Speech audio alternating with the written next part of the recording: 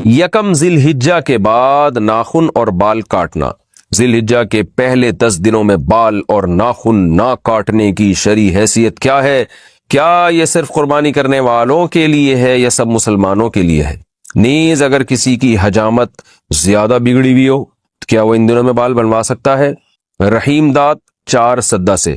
ذی الحجہ کا چاند نظر آ جائے تو حدیث میں آتا ہے کہ وہ شخص جس نے قربانی کرنی ہے، قربانی کا ارادہ ہے جس کا، ہر آدمی کے لیے نہیں ہے، جس نے قربانی کرنی ہے، جس کا ارادہ ہے، ظاہر ہے مالدار کا ارادہ ہوتا ہے، اور اگر غریب کا ارادہ بن گیا ہے، واجب تو نہیں ہے غریب پر لیکن وہ ارادہ کر لیتا ہے، تو اس کے لیے بھی مستحب حکم یہ ہے کہ وہ ناخن اور بال نہ کاٹے، یعنی چاند نظر آنے سے پہلے پہلے کاٹ لے، اور پھر ان 10 دنوں میں نہ کاٹے، اور وہ جب کاٹے جب جانور کے گلے پہ چھری چل جائے۔ یہ افضل عمل ہے، بہتر عمل ہے، لازم نہیں ہے، اور یہ افضل بھی اس صورت میں ہے کہ بعض دفعہ یہ ہوتا ہے کہ 40 دن ہونے والے اور ناخن بال آپ نے کہیں کاٹے نہیں ہیں، تو پھر 40 دن کی مدت سے زیادہ تو پھر یہ ناجائز ہو جائے گا، تو پھر ایسی صورت میں بہرحال آپ کو کاٹنے پڑیں گے، یعنی بہت زیادہ اگر ناخن بال بڑھ گئے ہیں اور 40 دن کی مدت پوری ہونے والی ہے تو پھر آپ کے لیے کاٹنا ان بالوں کو واجب ہے۔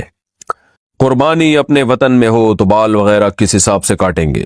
بیٹا لندن میں رہتا ہے اور قربانی کراچی میں ہوتی ہے، کیا وہ اپنے بال وغیرہ کراچی کے حساب سے قربانی کے بعد کاٹے گا؟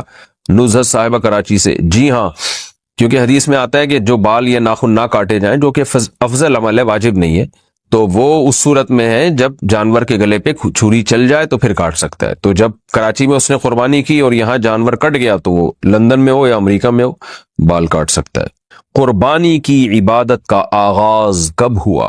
کیا قربانی حضرت ابراہیم علیہ السلام کے زمانے سے شروع ہوئی ہے یا اس سے پہلے بھی ہوتی تھی؟ نیز یہ حضرت ابراہیم علیہ السلام سے پہلے جو نبی تھے وہ کس چیز کی قربانی کرتے تھے؟ عثمان گوجرانوالہ سے۔ قرآن سے اشارہ ملتا ہے کہ قربانی حضرت ابراہیم علیہ السلام سے پہلے بھی ہوتی تھی، مگر اس شکل میں نہیں تھی، وہ دوسری شکل میں تھی۔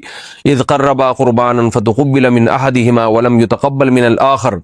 قابیل اور حابیل نے قربانی پیش کی تھی، حابیل کی قبول ہو گئی، قابیل کی رد ہو گئی، تو اس سے بھی متبادر یہی ہوتا ہے کہ انہوں نے جانور ذبح کر کے اللہ کے ہاں پیش کیا تھا، لیکن کوئی صحیح یقینی مستند بات نہیں ہے اس بارے میں۔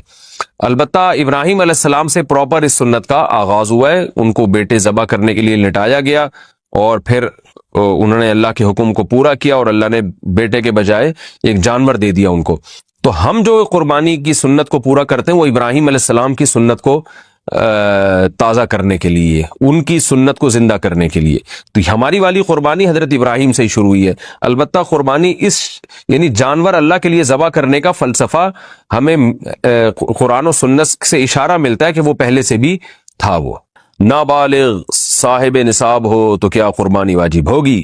اگر نابالغ بچہ یا بچی صاحب نصاب ہو تو کیا اس پر قربانی فرض ہوگی یا نہیں؟ محمد جعفر علی، نہیں فرض ہوگی، اس لیے کہ عبادات جو ہے وہ بالغ لوگوں پر فرض ہوتے ہیں، نابالغ پر نہ زکوٰۃ فرض ہے اور نہ قربانی، اگرچہ وہ مالدار ہی کیوں نہ ہو۔ قرض دار پر قربانی کا حکم۔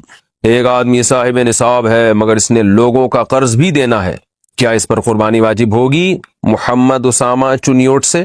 دیکھیں، اگر وہ صاحب نصاب ہے، جو میں اس سیشن کے شروع میں پورا ایک قربانی کا نصاب بتا چکا ہوں، اس پہ ایک کلپ بھی ہے آپ دیکھ سکتے ہیں، تو اگر صاحب نصاب ہے تو اس میں قرض مائنس کر کے دیکھا جائے گا کہ صاحب نصاب ہے یا نہیں۔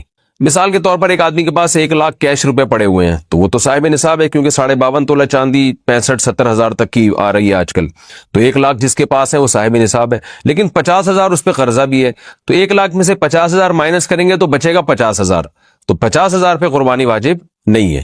تو قرضہ مائنس کر کے بھی اگر وہ صاحب نصاب ہے تو اس پر قربانی واجب ہے، قرضہ مائنس کر کے صاحب نصاب نہیں ہو رہا تو اس پر قربانی واجب نہیں ہے۔ مہنگے موبائل پر کیا قربانی واجب ہے؟ موبائل فون کی قیمت 70,000 روپے ہے، کیا اس کے مالک پر قربانی واجب ہے؟ نعمان رنگون سے برما منمار۔